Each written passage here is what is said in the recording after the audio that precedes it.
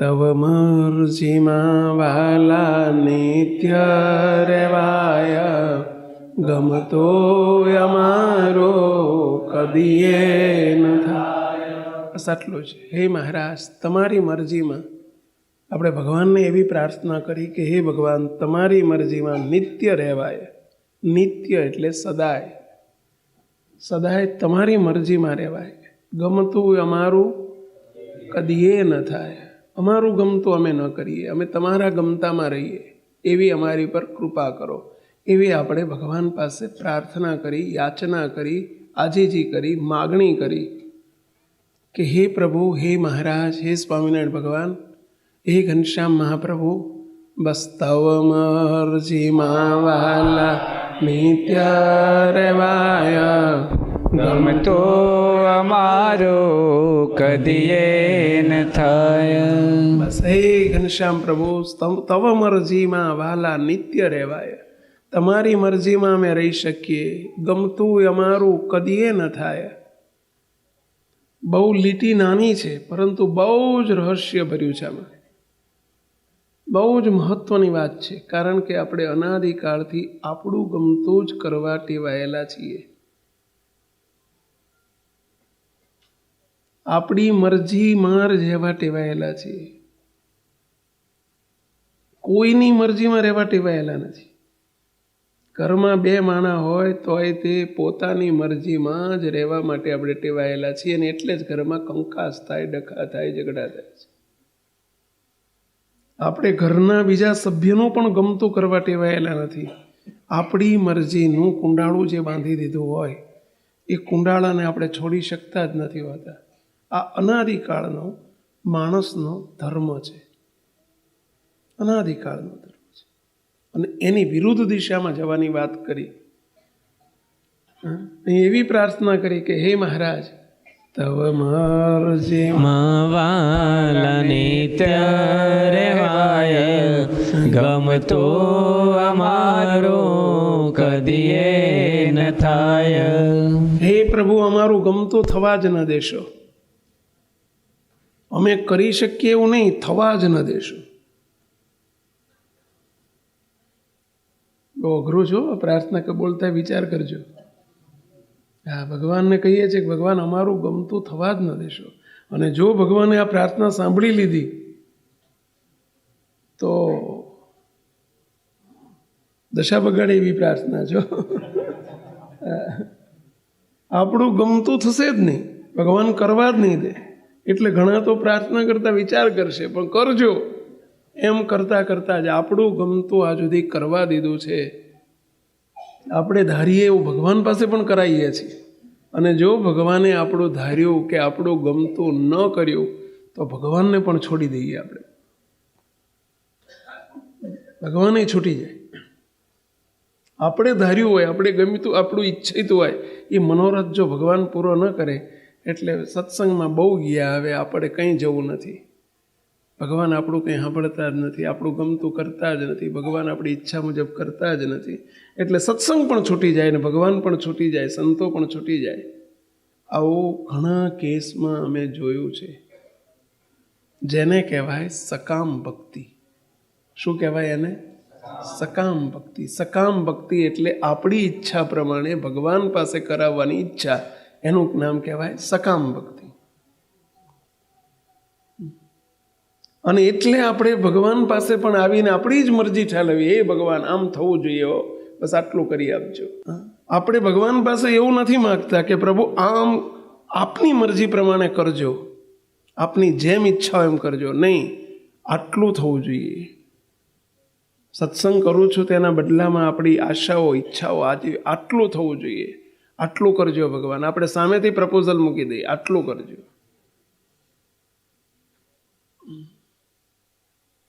મને નોકરી અપાવજો, મને ધંધો અપાવજો, મને આ કરજો, મને આ કરજો. આપણે એટલે એમાંથી જ ઊંચા નથી આવતા. એક જ મગાય ભગવાન પાસે, બસ હે મહારાજ, તમારી મરજીમાં મને હું જીવી શકું. આપ મારા બાપ છો, બસ આપ મારા બાપ છો.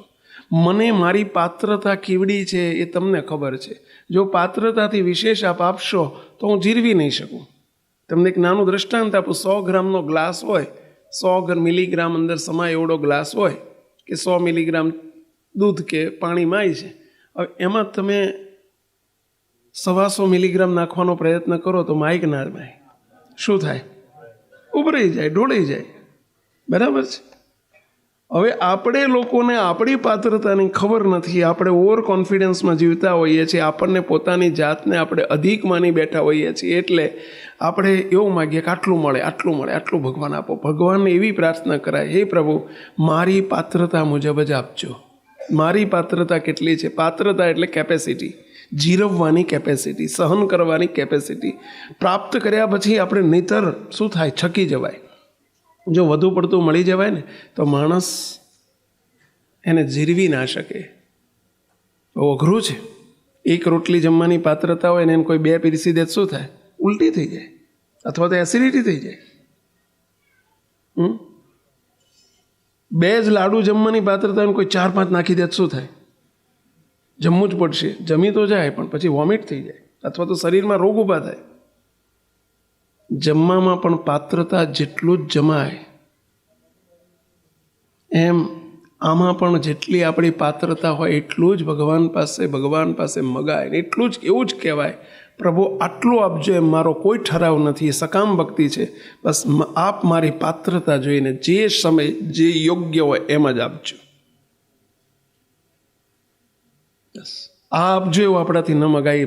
સકામ ભક્તિ ન સકામ ભક્તનું નામ ભગવાન સ્વામિનારાયણ કહે છે કે અમારા લિસ્ટમાં આવતું જ નથી. એમને એવો ડેટા તૈયાર કર્યો છે, પેલું શું કહેવાય સોફ્ટવેર, એવું સોફ્ટવેર એવો પ્રોગ્રામ બનાવેલો છે સ્વામિનારાયણ ભગવાને એમના કોમ્પ્યુટરમાં કે જે કોઈ સકામ બને ને, સકામ એટલે ભગવાનના સુખ સિવાયની બીજી ઈચ્છાવાળો, એ સકામ કહેવાય. અને બીજી ઈચ્છા આવીને ભગવાન આગળ પ્રાર્થના આવીને એટલે ઓટોમેટિક એનું નામ ભગવાનના લિસ્ટમાંથી નીકળી જાય. સકામ ભક્તનું નામ ભગવાનના કોમ્પ્યુટરમાંથી ઓટોમેટિક ડિલીટ થઈ જાય. ઓટોમેટિક જ ડિલીટ થઈ જાય. બોલો, આપણે એ ખટકો રાખવાનો કે આપણું નામ ડિલીટ ના થઈ જાય. કે આ બહુ સત્ય હકીકત કહું છું. એમના લિસ્ટમાંથી નામ નીકળી જાય કે આ મારો છે જ નહીં. જો ભગવાનના લિસ્ટમાં આપણું નામ રાખવું હોય, એમની આંગળીના વેઢામાં આવવું હોય તો હંમેશા નિષ્કામ બની રહો. કોઈ દિવસ સકામ નહીં થવાનું. મહારાજ સ્વામિનારાયણ ભગવાન એ વચનામૃતમાં વાત કરે છે. મારે વચનામૃતના આધારે એક વાત કહેવી છે કે ભગવાનની ભક્તિ કરવી તો કોઈ આશાથી, કોઈ અપેક્ષાથી આટલું મળે એવી અપેક્ષા નહીં રાખવી. આપણી મોટા ભાગની ભક્તિ સકામ હોય છે. જોજો, અને ટેવ પણ એવી પાડી દીધી હોય, કંઈક નોકરી ન મળતી શું કહીએ? બસ 5 વખત સભામાં આવો, નોકરી મળી જશે. જો સકામ ભક્તિ છે. 5 વખત સભામાં આવો. બોલ્યો નથી આવતો એટલે એને ખેંચવા માટે આ એને જેમ પેલું છોકરાને દવા પીવા નથી આવતો એટલે એની મમ્મી બતાવે કે લે બેટા ચોકલેટ, લે બેટા ચોકલેટ, ચોકલેટ, ચોકલેટ. એમ ચોકલેટ માટે થઈને દવા પીવા આવે એટલે એને દવા ચોકલેટ એના માટે છે. એમ ના મંદિર આવતો હોય એને સમજાવીને કહેવું પડે કે ભાઈ તું 5 વખત સભામાં આવજે, તારું કામ થશે, તું આવજે. પણ એના લીધે પરિણામ શું આવે ખબર છે? કે એને અમારે તો જોઈએ છો ઘણા પૂનમના નિયમ લે વાસનામાં કે હું 5 પૂનમ ભરીશ. એવું કોઈ કીધું કે તું 5 પૂનમ ભરજે, તારું કામ થઈ જશે. એટલે દર પૂનમે એની ઉઘરાણી ચાલુ થઈ જાય. બોલો. અને બીજી ત્રીજી પૂનમ પછી તો એવી પઠાણી ઉઘરાણી ચાલે એની. બોલો, એક પૂનમ જાય સ્વામી એક પતી ગયો, હજુ 4 બાકી છે, કામ પતી જાય એવું કરજો. બીજી એટલે સ્વામી 2 પૂનમ પતી ગયો, હજુ આપણું કામ કંઈ પતતું નથી. એની નજર ભગવાન ઉપર નથી. એની નજર ક્યાં છે? પહેલાં એના સ્વાર્થ ઉપર. અને સ્વાર્થ પતી જાય પછી એ લાંબો સમય ટકે એમ માનો છો? પતી ગયું. બોલો, 3 પૂનમે કામ પતી જાય ને તો 4થી પૂનમે ના દેખાય. આપણે લોકો એટલા બધા સ્વાર્થી છીએ. સકામ ભક્તની આયુષ બહુ ટૂંકી હોય, બહુ ટૂંકી હોય. કઈ મિનિટે સત્સંગમાંથી પડી જાય અને કઈ મિનિટે ફેંકાઈ જાય ખબર ના પડે. કદી સકામ નહીં બનતા મુક્તો. નહીંતર સમજી લેવાનું કે આપણું નામ ભગવાનના લિસ્ટમાં નથી. પછી જનરલ હરિભગતમાં આપણું નામ આવે, બાકી ભગવાનના દીકરા તરીકે આપણું નામ ના રહે. તમે બધા ખેડૂતના દીકરા છો. કેટલા ખેડૂતના દીકરાઓ છો? કેટલા ખેડૂતના દીકરા છો? બરાબર. તમે ખેતી કરી હશે, કરેલી છે?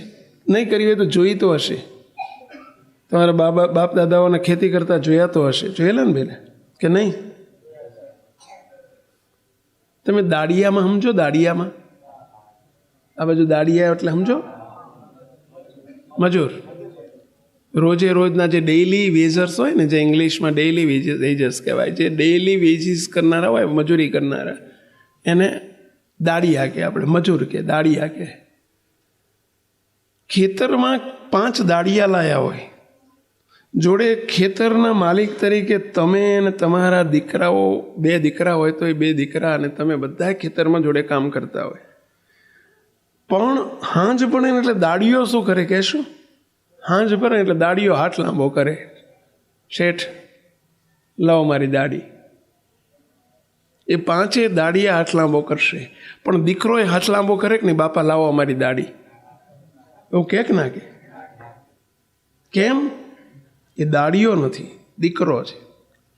અને દાડીઓ રોજ હાથ લાંબો કરે શેઠની આગળ, એટલે શેઠ રોજે રોજની એની 100 રૂપિયા, 200 રૂપિયા, 300 રૂપિયા જે દાડી હોય આપી દે. બરાબર છે? એનો અધિકાર કેટલો? એ 200 ઉપર ને 300 ઉપર, પતી ગયું. પરંતુ દીકરો દાડી રોજ માગતો નથી તો દીકરાને કંઈ મળતું નથી ને. ઓલો માગે છે તેને રોજ બહે તેને મળે, પણ દીકરો માગતો નથી, બાપા મને મારી દાડી આપો, તો એને કંઈ ના મળે ને.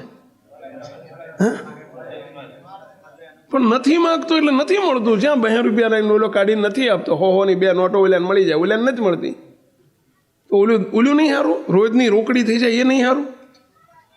હા, એ દીકરો છે, નથી માગતો, એનો અર્થ કશું મળતું એવું નથી, કશું નથી મળતું એમ નથી. ઓલ્યાને તો મર્યાદિત 200 રૂપિયા, 250, 300 મળે છે, અને ઓલ્યાને તો જે વાહે બચ્યું એ બધું એનું જ છે, એનું જ છે. ઢગલા થઈ જાય ભાઈ. ઓલું 2-3 રૂપિયાના જ ગ્રાહક, ઓલ્યાને ઢગલા થઈ જાય. સકામ ભક્ત દાડિયા જેવો છે અને નિષ્કામ ભક્ત દીકરા જેવો છે. હવે આપણે દાડિયા રહેવું કે દીકરા રહેવું એ આપણે જોવાનું છે.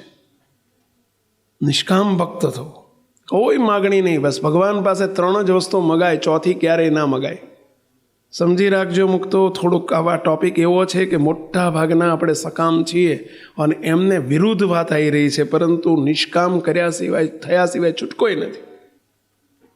ભગવાનના લિસ્ટમાં જો આપણું નામ રખાવવું હોય તો ભગવાનની મરજીમાં જીવન જીવવું છે. નિષ્કામ ભક્તોનું એક જ સૂત્ર હોય કે તવ મરજીમાં વાલા નિત્ય રેવાય, ગમતો અમારો કદીએ ન થાય. તમારું ગમતું અમે કરી જ ન શકીએ પ્રભુ, તમારી મરજીમાં જીવન જીવવું છે. આ નિષ્કામ ભક્તનું લક્ષણ છે. અને આવા ભગત થવાનું છે આપણે. હો ભાઈઓ, આવા ભક્ત થજો, નહીતર કઈ મિનિટે લોચો વાગી જાય ખબર ના પડે. ભગવાન પ્રગટ છે, અંતર્યામી છે, બધું જાણે છે. આ પહેલી જ પંક્તિમાં કહ્યું, સદા પ્રગટ છો દિવ્યાતિ દિવ્ય, મોટા પુરુષ સદા મનાય દિવ્ય. મહારાજ તમે સદા પ્રગટ છો, અંતર્યામી છો, દિવ્ય છો, બધું જાણો છો. મોટા પુરુષ પણ દિવ્ય છે, અમારું બધું જાણો છો. અમારી ક્યારે કઈ જરૂરિયાત છે અમારે માગવાની જરૂર નથી. અમારી પાસે 3 જ માગણી છે. અને નિષ્કામ ભક્ત 3 જ પ્રાર્થના કરે, બીજી પ્રાર્થના એને ન થાય. પહેલી પ્રાર્થના, હે મહારાજ અમારી ઉપર, અમારા પરિવાર ઉપર સદાય રાજી રહેજો. આ પ્રાર્થના કરાય, એ નિષ્કામ પ્રાર્થના છે.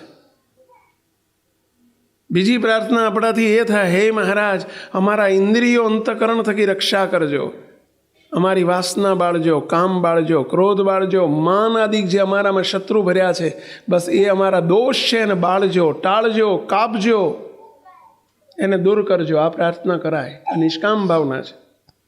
અને ત્રીજી પ્રાર્થના થાય, હે મહારાજ તમે જે આપવા આવ્યા છો, મૂર્તિનું સુખ આપવા આવ્યા છો, અમારા દેહ ભાવ ટાળીને મૂર્તિનું સુખ આપજો. આ 3 સિવાય ચોથી પ્રાર્થના નિષ્કામ ભક્ત કદી કરે જ નહીં, કદી કરે નહીં, થાય જ નહીં. અને બીજી પ્રાર્થના અંદર આવી જાય, હે ભગવાન આટલું કરજો ને આટલું કરજો, આટલું કરજો. મુક્તો સકામ ભક્તમાં. ને આપણું સકામ ભક્ત બીજું માગ્યું એટલે સમજી લેવાનું કે આપણું નામ ડિલીટ. અમારી પાસે મોટા ભાગના આખો દિવસ સકામ ભક્તો જ આવતા હોય છે. બોલો, આ વાત એટલે ના કાઢવી હોય તો નીકળે એવી છે. બોલો, ટોપિક બની ગયો હોય. સવારથી હા સુધી અમારી જોડે 25 જણા મનલા આવે ને 25માંથી 24 નહીં, 25 મોટા ભાગના સકામ ભક્તો જ આવતા હોય છે. અને ત્યારે અમે એક વાત કહીએ છીએ કે ભગવાન સિવાય બીજી માગણી કોઈ કરે તો અમને એમ લાગે કે આ અમારો ગ્રાહક જ નથી, અમારો ગ્રાહક નથી, માયાનો ગ્રાહક છે. શું કરીએ કહો? હવે અમે તમારા પનારે પડ્યા છીએ ને તમે અમારા પનારે પડ્યા છો કહો? નહીં, ભગવાન પાસે કંઈ જ નહીં માગવાનું. બસ ભગવાન અંતર્યામી છે. જે સમયે જેમ રાખે તેમ રહેવાનું. એ યોગ્ય જ કરશે, આપણું યોગ્ય જ કરશે. બસ સકામ નહીં થવાનું, કદી સકામ નહીં થવાનું.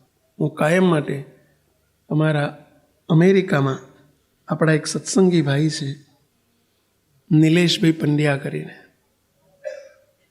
આપણા જર્સી સિટીવાળા, 2000 લગભગ 8ની સાલની વાત છે, 8-10 વર્ષ પહેલાંની. એમનો એકનો એક દીકરો અને 2 માણસો, 3 જ રહેતા. બહુ નવો સત્સંગ એમનો, 2 વર્ષથી જ સત્સંગમાં આવેલા. એ નિલેશભાઈ ઘરમાં 3 જ, પરિવારમાં 3 જ સભ્યો. આપણે અમદાવાદના જ છે. નિલેશભાઈ પંડ્યા બ્રાહ્મણ છે. એમના મિસિસ અને એમનો દીકરો. એ વખતે એમનો દીકરો હતો 10 વર્ષનો, અત્યારે 20-21 વર્ષનો છે. એનું નામ વત્સલ. એ દીકરાનું નામ છે વત્સલ. બહુ ડાયો દીકરો. નિષ્કામ ભક્ત કોને કહેવાય? કર્મ મંદિરે આવે, દર રવિવારે સત્સંગ થયો, બહુ જ બળિયા થઈ ગયા. 3 મહારાજની સર્વોપરી નિષ્ઠા સમજાણી. કેસેટો સાંભળે, સભામાં જાય. એક દિવસ આ વત્સલ ને 10 વર્ષનો એમનો દીકરો, એ વત્સલ માંદો પડ્યો, તાવ આવવા માંડ્યો. જમાય નહીં કંઈ શરીરમાં, પેટમાં ટકે જ નહીં. પાણી લેતો ઉલટી થઈ જાય, દૂધ લેતો ઉલટી થઈ જાય, અને શરીરમાં તાવ 102-103 ડિગ્રી તાવ રહે. ડૉક્ટર પાસે 2 દિવસ પછી ડૉક્ટર પાસે લઈ ગયા. ડૉક્ટરે દવાખાનામાં એડમિટ કર્યો, દાખલ કર્યો. 2-3 દિવસ દવાખાનામાં રહ્યા. થોડુંક સારું થયું એટલે રજા આપી, ઘેર લાવ્યા.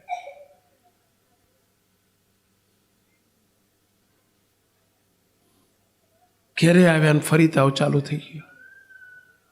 7-8 દિવસ થયા, તાવ ઉતરે જ નહીં. શરીરમાં કંઈ ટકે જ નહીં, કંઈ ટકે નહીં. 2 દિવસ દવાખાનામાં હતા, થોડી ટ્રીટમેન્ટ ચાલી, ત્યાં સુધી સારું રહ્યું. ઘેર આવ્યા પછી ફરી પાછું વોમિટિંગ ચાલુ થઈ ગયું. રાતનો સમય છે. પેલો વત્સલ સૂતો છે, 103-4 ડિગ્રી તાવ છે, શરીર ગરમ લાઈ જેવું થઈ ગયેલું. એની મમ્મી બહુ દુઃખી થઈ ગયેલા, એટલે એની મમ્મીએ પોતા મૂકે, એને માથે સુવાડીને શું કરે, માથે પોતા મૂકે. પેલા મીઠાવાળું પાણીને એવું કરે ને, આપણી દેશી ઉપચારા, તે મીઠાવાળા પાણીના એની મમ્મી માથે પોતા મૂકતી જાય. ગરમ લાય થઈ જાય પાછું, એટલે બીજું આમ નીચોઈને પાછા પાણી, પેલી થાળીમાં પાણીને આપણે બધું તમે બધા મૂકેલા છે ને એવું. એટલે બહુ મારે વર્ણન કરવાની જરૂર નથી. ચાલે છે ને, આવું બધું ભૂલી ગયા. હજુ ઘરમાં આવું ઘરગથ્થુ ઉપાયો થતા હશે.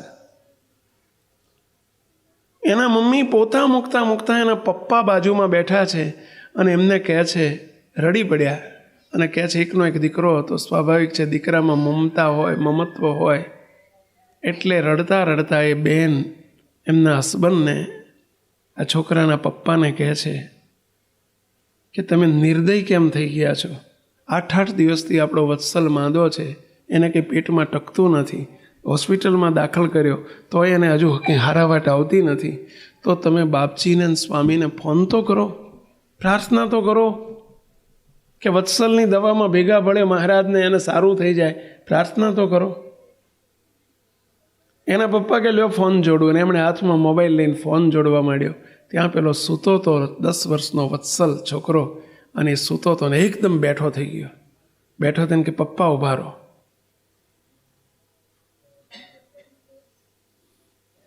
એક પ્રશ્ન પૂછું કે આપણે કોના દીકરા છીએ? કોણ છીએ આપણે? આપણે અનેક વખત કેસેટમાં સાંભળ્યું છે કે આપણે સકામ ભક્તિ ના કરાય. આ સકામ ભક્તિ આપણે ભગવાન પાસે આવું માગીએ, મોટા પુરુષ પાસે આવું માગીએ કે અમારા દીકરાને હાજો કરો. શું ભગવાનને ખબર નથી? એમનો મૂકેલો રોગ છે કે એમણે જ કર્યું છે આ બધું. મારી મરજી વિના રે કોઈથી તરણું ન તોડાય. આપણે આવી માગણી ન કરાય. આપણી નામ સકામ ભક્તમાં આવી જાય, આપણું નામ લિસ્ટમાંથી નીકળી જાય, ભગવાનના લિસ્ટમાંથી નીકળી જાય. નહીં. બીજી વાત, જો બાપજીને સ્વામી કોઈ એના પપ્પાને શું કહે છે? પપ્પા, કોઈ સોનાનો વેપારી હોય, સોનું રાખતા હોય દુકાનમાં, ને એમની જોડે જઈને કોઈ કહે કે મને 500 ગ્રામ બટાકા આપો ને, તો એ સોનીનું અપમાન કર્યું કહેવાય. એ સોનીનો વેપાર કરે, સોનાનો વેપાર કરે છે. એની જોડે બટાકા ન હોય એની દુકાનમાં.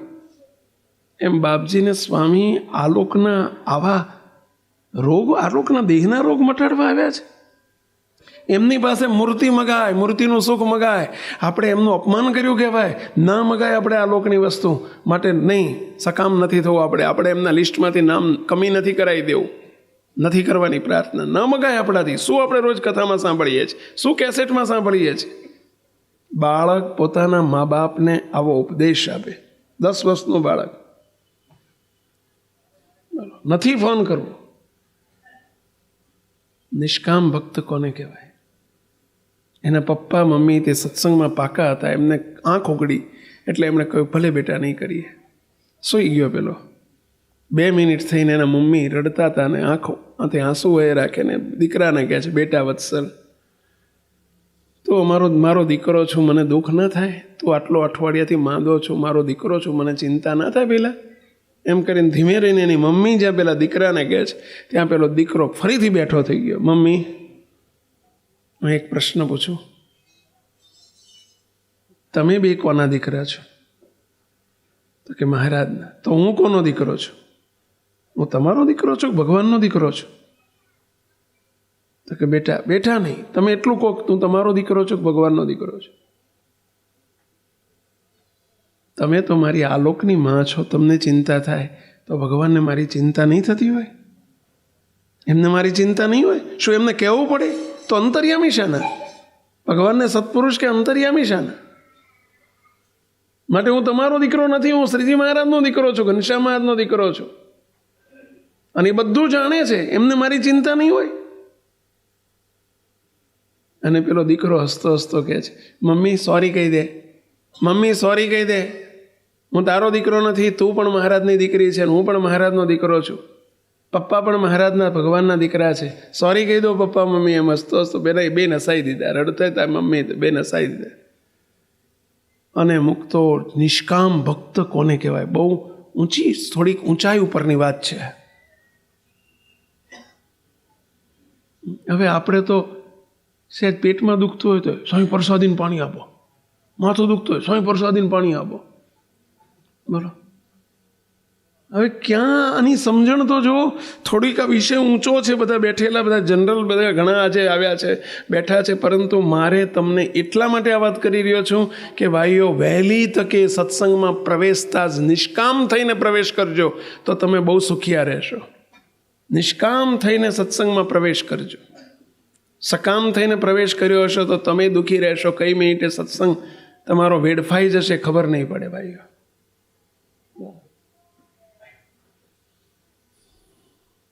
પરંતુ નિષ્કામ થજો, કશું જ ના જોઈએ ભગવાન પાસે.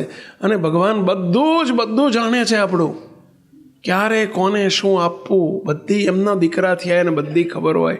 આપણે કાયમ કહીએ છીએ કે નાના બાળકો હોય એના પપ્પાને મમ્મીને બધી ખબર છે અને મારે ક્યારે શું આપવું. એને મોટો થાય એટલે 5 વર્ષનો 4 વર્ષનો થાય એટલે એને નર્સરીમાં કેજીમાં મૂકવો અને એને ફી ભરવીને બધી સમય કરી જ લે છે. બધી એના પપ્પા મમ્મીને કહેતો નથી કશું. સમયે ડ્રેસ લાવી આપે ને સમયે એને ફી ભરી આવે ને સમયે ચોપડીઓ લાવી આપે ને સમયે નોટો લાવી આપે ને સમયે એની બધી વ્યવસ્થા કરે છે કે નહીં ભાઈ મા બાપ? તો આપણા મા બાપ છે, આપણે એને મા બાપ કરી દો, સમય બધું કરશે. અને મુક્તો એ જ મિનિટે એ જ મિનિટે જ્યાં એણે આ સકામ ભાવના છોડી અને મા બાપને સમજાવ્યા, ફોન પણ ન કરવા દીધો, અને બોલો બીજે જ દિવસથી સવારથી એની તબિયત સુધરી ગઈ, સુધરવા માંડી. 2 દિવસમાં તો હતો એવો દોડતો થઈ ગયો વગર માગ્યું.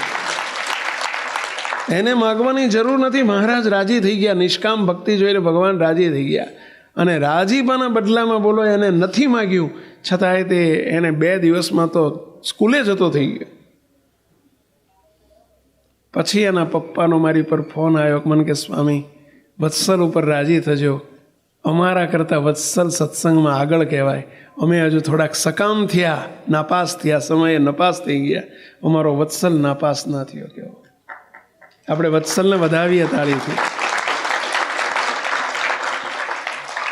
તમે ખાલી મને હારું લગાડવા તાળી પાડો છો કે ખરેખર વત્સલના પાત્રને જોઈને રાજી થયા એટલે વગાડો છો? કેટલા વત્સલનું પાત્ર કેટલાને ગમ્યું? આંગળી ઊંચી કરો જોઈએ, કેટલાને ગમ્યું? શાબાશ. હા જોજો, હવે ગમ્યું કોને કહેવાય? ગમ્યું કોને કહેવાય? એના જેમ આપણે પણ નિષ્કામ થઈએ તો ગમ્યું કહેવાય ભાઈ. તો તાળી પાડી કામની ને આંગળી ઊંચી કરી કામની. સ્વામી સાચું કે નહીં?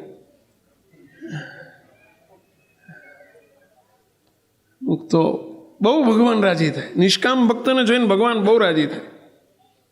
સકામ ન થાય.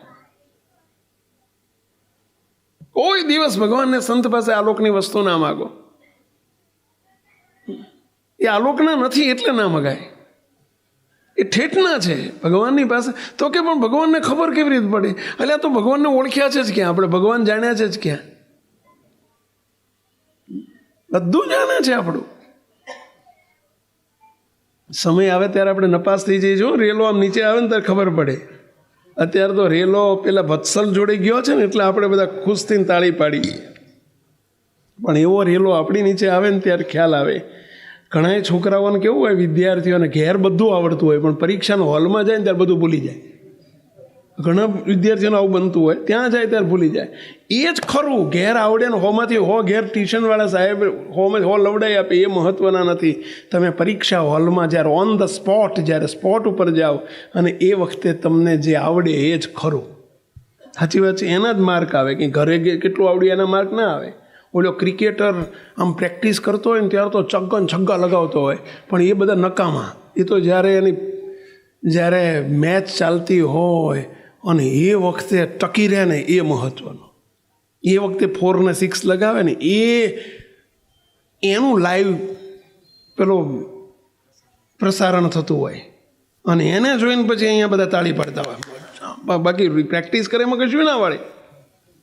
સાચી વાત છે. એ ખરું, એ નોંધ થતી હોય બધી કે એને 4 લગાવીને 6 લગાવીને એ ટકી રહ્યો. હવે આવતાની સાથે અહીં 4 ને 6 લગાવતો હોય ને ત્યાં સીધો સ્ટમ્પ ઉપર આગળ પેલા એની આગળ બેટ લઈને ઊભો રહ્યો ને પહેલાં જ બોલે ક્લીન બોલ. હવે એને શું કરવાનું કહો? એમ આપણે બધા આવું થઈ જઈએ છીએ. બોલો સાહેબ, ફિલ્ડ ઉપર જઈએ ને ત્યારે જ્યારે આપણી ઉપર જ્યારે વાત આવે ને ત્યારે આપણે નપાસ થઈ જતા હોઈએ છીએ, ક્લીન બોલ થઈ જઈએ છીએ. નહીં, આ સત્સંગ અત્યારે આપણે પ્રેક્ટિસ કરવાની છે કે રોજબરોજના જીવનમાં ક્યારેય આપણે સકામ નહીં થવાનું. ભગવાન પાસે કોઈ વસ્તુ ન મગાય આપણાથી. તમને એક પ્રશ્ન પૂછું. તમારા મોદી સાહેબ જોડે, નરેન્દ્ર મોદી સાહેબ જ્યારે પ્રાઇમ મિનિસ્ટર, આપણે મુખ્ય વડાપ્રધાન, એમની જોડે સંબંધ હોય ને તમે કોકદાર મળ્યા હોય ને એમ કહો, દાખલો આપું છો, સાહેબ હમણાં મારા પાડોશી જરા ઝઘડા બહુ કરે છે ને જરા ફોન કરજો ને. અમારા પાડોશીને ફોન કરજો ને, બહુ ઝઘડા કરે છે, પાણી નથી, પાણી માટે ઝઘડો કરે છે, જરા પાણીમાં માથાકૂટ ના કરે એવું ફોન કરજો. આવું એમને આ કામ હોપાય કે ના હોપાય? કેમ? એટલે પ્રાઇમ મિનિસ્ટર જે એક ફોન કરે બધા સીધો થઈ જાય પાડોશી, એવું ના બને? પણ આવું કામ એમને હોપાય કે ના હોપાય? એટલે આ કહેવાય કે ના કહેવાય? ઘરમાં 2 માણસને ઝઘડો થતો હોય કહેવાય કે નહીં? અમારા ઘરવાળાને જરા ફોન કરજો ને, ટાઈમે સવારમાં નાસ્તો નથી કરી આપતા. હવે આવું એમને જોડે કેવડાવાય કે ના કેવડાવાય? બધા બોલતા નથી, કેવડાવાય કે ના? એટલે આ કેમ ના કેવડાવાય? કહો છો કેમ ના કેવડાવાય?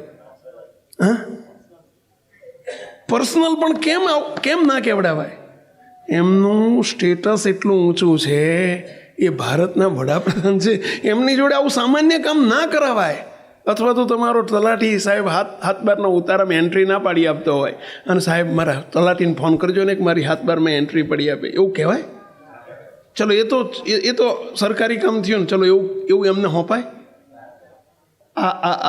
આ તમને પ્રશ્ન પૂછો, આ ભારતના વડાપ્રધાન જેવા તો મોટા નહીં ને, ભગવાન એવા તો મોટા નહીં ને, અનંત કોટી બ્રહ્માંડના વડાપ્રધાન છે અને એમને આપણે સામાન્ય કહો, હે ભગવાન મારી દુકાન હારી ચાલે એવું કરજો ને.